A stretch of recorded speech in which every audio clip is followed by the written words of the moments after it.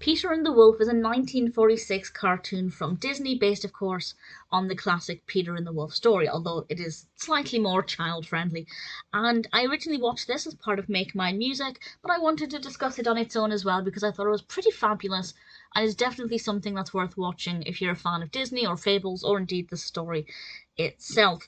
It's directed by the brilliant Clyde Geronimi. It's narrated by Sterling Holloway, who is, of course, the voice of Winnie the Pooh, and at this point he was using his voice, the same voice that he goes on to use for Pooh Bear, so it does just sound like Winnie the Pooh is narrating Peter and the Wolf.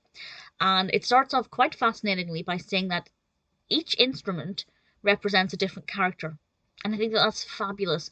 Obviously, that's because it fits in very nicely with Make Mine Music, so every time a different character is on the screen, a different instrument plays whatever piece of music is happening at that time.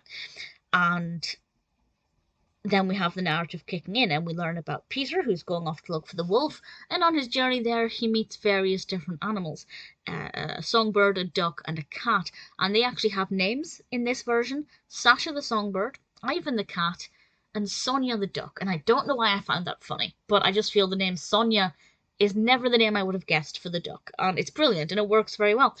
And ultimately they're looking for the wolf, and if the wolf is there, what's going to happen? How dark is it going to get? Well, it does get, quite dark, in line with other Disney cartoons that were released at this time, but it's not quite as dark as the original story, or indeed some other interpretations, so it's definitely a lot more child-friendly.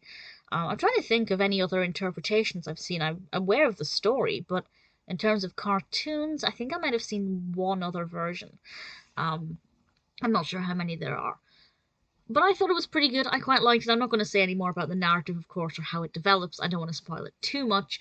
The whole thing is about, it says it's 15 minutes.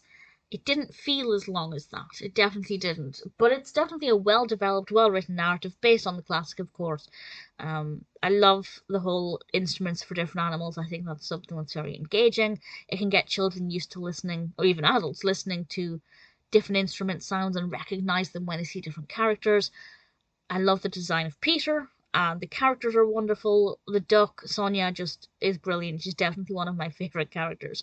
And the design of the wolf is pretty awesome as well. It's definitely worth watching if you like classic Disney cartoons. It's kind of quintessential, and it works really well. And brilliant narration, of course, by the fabulous Sterling Holloway. Peter and the Wolf, as I said, I watched it as part of Make My Music, which I do definitely recommend, but also just watching it on its own, it really is absolutely delightful.